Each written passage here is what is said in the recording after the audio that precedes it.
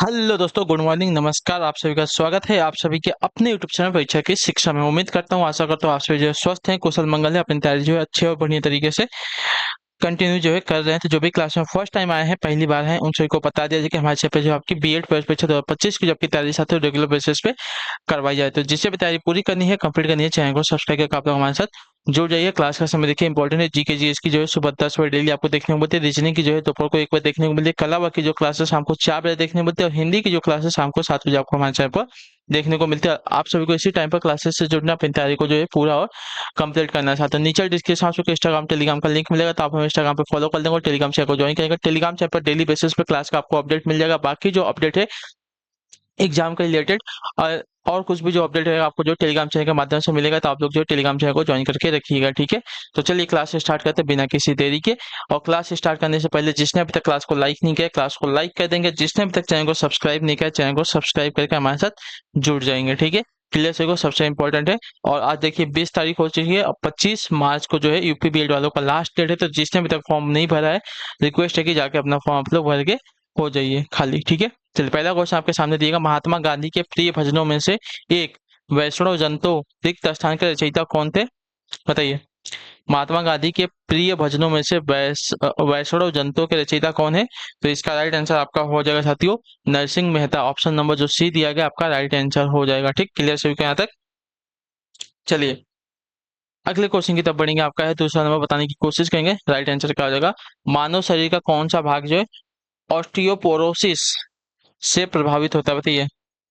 अस्थि सुश्रिता से, ठीक है। मानव शरीर का कौन सा भाग जो है ऑस्टियोपोरोसिस यानी कि अस्थि सुश्रिता से प्रभावित होता है? तो इसका राइट आंसर आपका हो जाएगा साथियों हड्डियां प्रभावित होती है इससे, ठीक है। तो ऑप्शन नंबर जो सी दिया गया आपका राइट आंसर हो जाएगा, ठीक है। यह रोग जो है अस्थि खनिज यानी कि कैल्शियम, फास्फोरस आदि जो है घनत्व में कमी के कारण होता है, जिससे हड्डियां कमजोर हो जाती है एवं उनके टूटने का खतरा जो है बढ़ जाता है, ठीक। क्लियर है?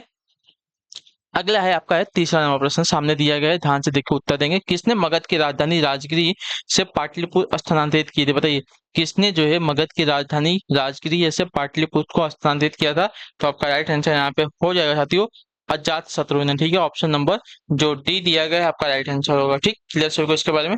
पाटलिपुत्र की स्थापना जो अजात शत्रु ने की थी, उसने अपनी राजधानी बनाया था, ठीक है। परंतु अजात शत्रु के पुत्र उदय ने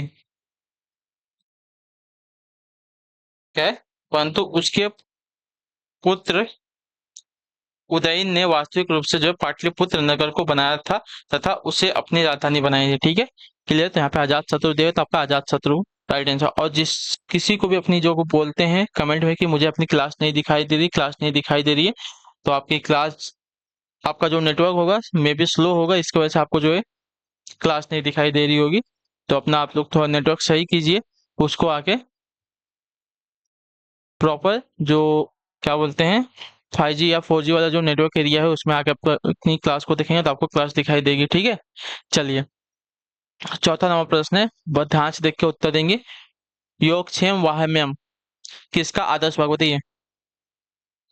योगक्षेम वाहम्यम किसका आदर्श वाक्य है? तो इसका राइट आंसर हो जाएगा साथियों भारतीय जीवन बीमा निगम यानी कि LIC का, ठीक है। तो ऑप्शन नंबर जो बी दिया गया आपका राइट आंसर हो जाएगा, ठीक। क्लियर हो गया इसके बारे में? यह वाक्य जो है श्रीमद भगवत गीता के मूल श्लोक से लिया गया है, जिसका संबंध परमार्थ ज्ञानियों के योगक्षेम से है, ठीक है। यहाँ योग का अर्थ वस्तु की प्राप्ति से तथा क्षेम का अर्थ जो है प्राप्त वस्तु की रक्षा से है, ठीक है। अर्थात श्री कृष्ण द्वारा यह युक्ति परमार्थ ज्ञानियों के योगक्षेम की रक्षा से संबंधित है, अर्थात प्राप्त की प्राप्ति और प्राप्त की रक्षा है, ठीक है। जो प्राप्त नहीं है उसको प्राप्त करना, और जो प्राप्त है उसकी रक्षा करना, इसका मतलब होता है योगक्षेम वाहम्यम का। अगले क्वेश्चन की तरफ बढ़ेंगे, ध्यान से देखेंगे, उत्तर देंगे की कोशिश करेंगे। राइट आंसर का भारत और श्रीलंका को प्राप्त कौन सा जल डमरूमध्य अलग करता है? बताइए। भारत और श्रीलंका को कौन सा जल डमरूमध्य जो है अलग करता है यानी कि जल संधि? तो इसका राइट आंसर हो जाएगा साथियों पाक जल डमरूमध्य। ऑप्शन नंबर जो सी दिया गया आपका राइट आंसर होगा, ठीक है। पाक जल डमरूमध्य यानी कि जल संधि श्रीलंका और भारत को अलग करती है। यह जल संधि बंगाल की खाड़ी को जो है मन्नार की खाड़ी से जोड़ती है, ठीक है। चलिए अगले क्वेश्चन की तरफ बढ़ेंगे। आपका है छठा नंबर प्रश्न, ध्यान से देखो उत्तर देने की कोशिश कीजिएगा। राइट आंसर हो जाएगा किस भारतीय दार्शनिक विचारक को जो है 1893 ईस्वी में शिकागो में आयोजित विश्व धर्म संसद में अपने संबोधन के लिए याद किया जाता है? बताइए। किस भारतीय दार्शनिक विचारक को जो है 1893 ईस्वी में शिकागो में आयोजित विश्व धर्म संसद में अपने संबोधन के लिए जो है याद किया जाता है? तो इसका राइट आंसर हो जाएगा साथियों स्वामी विवेकानंद को। ऑप्शन नंबर बी आपका राइट आंसर होगा। ठीक है, स्वामी विवेकानंद को 1893 ईस्वी में शिकागो में आयोजित विश्व धर्म संसद में अपने संबोधन के लिए जो है जाना जाता है। चलिए, अगला क्वेश्चन आपका 7वां नंबर बताने की कोशिश कीजिएगा। हरिवंश राय बच्चन को उनके किस काव्य संग्रह के लिए जो है जाना जाता है? तो इसका राइट आंसर हो जाएगा साथियों मधुशाला। ऑप्शन नंबर डी राइट होगा। ठीक है, क्लियर होगा। हरिवंश राय बच्चन को उनके काव्य संग्रह मधुशाला के लिए जो है जाना जाता है। उन्होंने यह काव्य जो वर्ष 1935 में लिखा था। मधुबाला मधुकलश नामक काव्य की रचना जो है हरिवंश राय बच्चन ने की थी। ठीक, क्लियर है। अगले क्वेश्चन की तरफ बढ़ेंगे। 8वां नंबर से ध्यान से देखिए, उत्तर दीजिएगा। निम्न में से किस संरचना को प्रथम विश्व युद्ध के दौरान अविभाजित भारतीय सेना के सैनिकों की युद्ध स्मृति में बनाया गया? बताइए। इसका आंसर करो। निम्नलिखित में से किस संरचना को जो है प्रथम विश्व युद्ध के दौरान जो है अविभाजित भारतीय सेना की सैनिकों की युद्ध स्मृति में बनाया गया है? तो इसका राइट आंसर आपका हो जाएगा साथियों इंडिया गेट। ठीक है, ऑप्शन नंबर जो दिया गया है बी वाला ऑप्शन आपका राइट आंसर होगा। ठीक है, दिल्ली में स्थित आपका इंडिया गेट का निर्माण जो है प्रथम विश्व युद्ध के दौरान अविभाजित यानी कि जो शहीद हुए भारतीय सेना है भारतीय सेना के सैनिकों की युद्ध स्मृति में बनाया गया है। ठीक है, यानी कि उनकी याद में बनाया गया। अगले क्वेश्चन की तरफ बढ़ेंगे। आपका है क्वेश्चन नंबर 9। पूछा गया आपका किसकी आत्मकथा का शीर्षक गोल है? बताइए, किसकी आत्मकथा का शीर्षक जो है गोल है? गोल।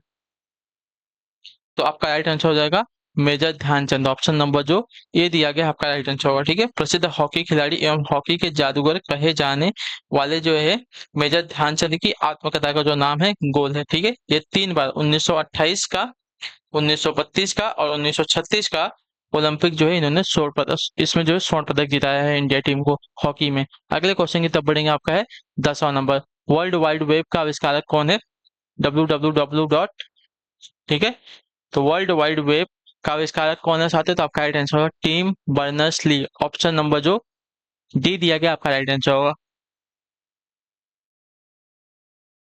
चलिए, यह इंटरनेट पर एक क्या है प्राइमरी प्लेटफॉर्म है। अगले क्वेश्चन की तरफ बढ़ेंगे। आपका है 10 नंबर क्वेश्चन, ध्यान से देखेंगे। अपनी कृति पृथ्वीराज रासो में पृथ्वीराज चौहान के वीरतापूर्ण कार्यों का उल्लेख किसने किया? बताइए। अपनी कृति पृथ्वीराज रासो में पृथ्वीराज चौहान के वीरतापूर्ण कार्यों का उल्लेख किसने किया है? तो इसका राइट आंसर आपका हो जाएगा साथियों चंद बरदाई ने। ठीक है, तो option number B will be the right answer. ठीक, क्लियर सही यहाँ तक। चलिए, अगले क्वेश्चन की तरफ बढ़ेंगे। आपका है 12 नंबर प्रश्न, ध्यान से देखो उत्तर। मथुरा कला विद्यालय रिक्त स्थान काल के दौरान अपने शीर्ष पर था? किस काल में? मौर्य काल में, कुषाण काल में, मुगल काल में या सल्तनत काल में? तो इसका राइट आंसर हो जाएगा साथियों कुषाण काल में। ठीक है, ऑप्शन नंबर बी आपका राइट आंसर होगा। ठीक, मथुरा कला जो है विद्यालय मथुरा कला विद्यालय कुषाण काल के दौरान अपने शीर्ष पर था। कनिष्क के काल में विकसित यह शैल मूर्ति कला की उत्कृष्ट शैली थी। ठीक, अगला क्वेश्चन आपका है 13 नंबर प्रश्न, ध्यान से देखकर उत्तर देंगे। राइट आंसर गुप्त काल के टेराकोटा यानी कि पक्की मिट्टी की ईंटों से बना भीतरगांव मंदिर उत्तर प्रदेश के रिक्त स्थान में स्थित है। कहाँ पर स्थित है? तो इसका राइट आंसर हो जाएगा साथियों कानपुर के देहात जनपद में स्थित है। ठीक है, तो ऑप्शन नंबर बी आपका राइट आंसर होगा। क्लियर होगा इसके बारे में। गुप्त काल के गुप्त काल का टेराकोटा यानी कि पक्की मीट की ईंटों से निर्मित भीतरगांव मंदिर उत्तर प्रदेश के कानपुर देहात जनपद में स्थित है।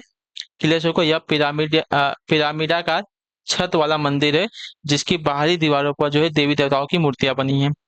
अगला क्वेश्चन आपका है 14 नंबर प्रश्न, ध्यान से उत्तर देंगे। वाराणसी के विश्वनाथ मंदिर का निर्माण रिक्त स्थान द्वारा करवाया गया, किसके द्वारा? बताइए।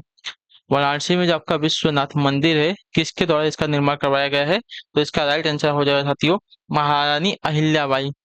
तो ऑप्शन नंबर बी आपका राइट आंसर हो जाएगा। ठीक है, वाराणसी के विश्वनाथ मंदिर का निर्माण इंदौर की महारानी अहिल्याबाई होलकर द्वारा जो है करवाया गया था। क्लियर सभी को।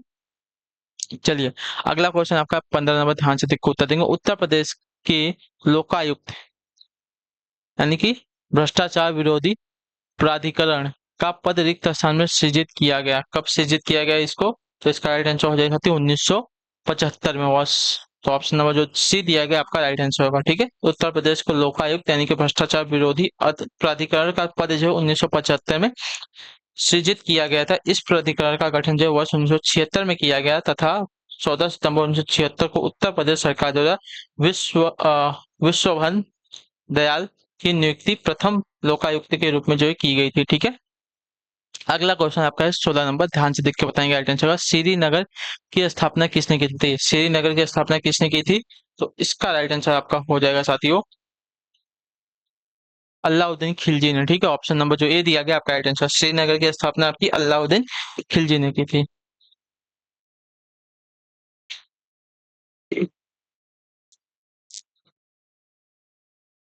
चलिए अगले क्वेश्चन की तरफ बढ़ेंगे। आपका 17 नंबर प्रश्न, ध्यान से देखो होता है। रिक्त स्थान डाटा बुक भारत में जानवरों, वनस्पतियों और कवक की दुर्लभ और लुप्त प्राय प्रजातियों के दस्तावेजीकरण के लिए स्थापित एक राजकीय दस्तावेज है। कौन सा? येलो है, व्हाइट है, रेड है या ब्लू है? तो इसका राइट आंसर आपका हो जाएगा साथियों रेड डेटा बुक। ठीक है, तो ऑप्शन नंबर जो सी दिया गया आपका राइट आंसर है रेड डेटा बुक।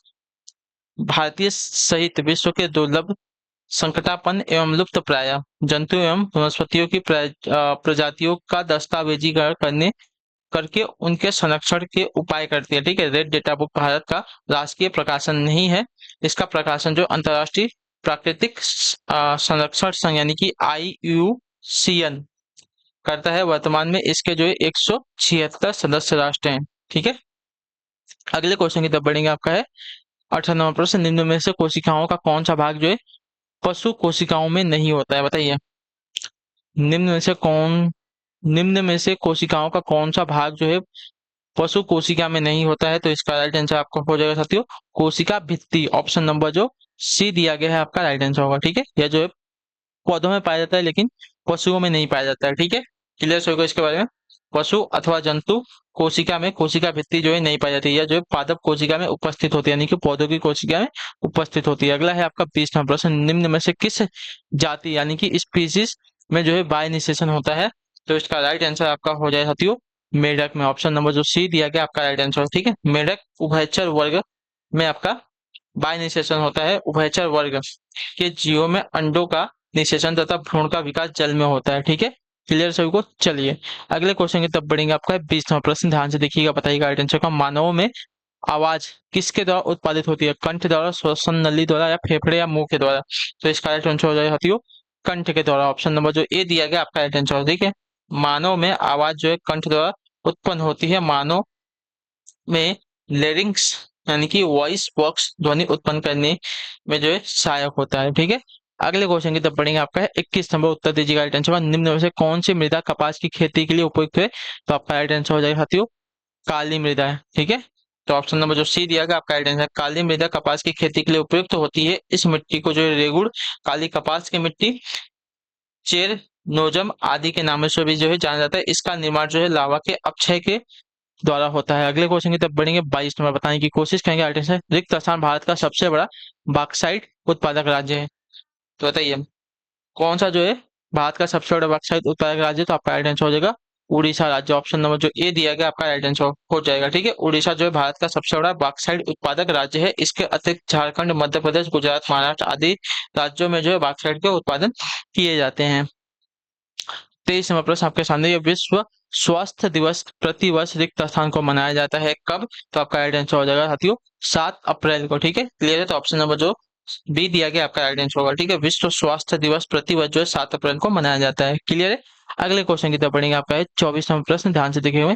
सीमांत उत्पाद वक्र उल्टे रिक्त स्थान के आकार में होता है।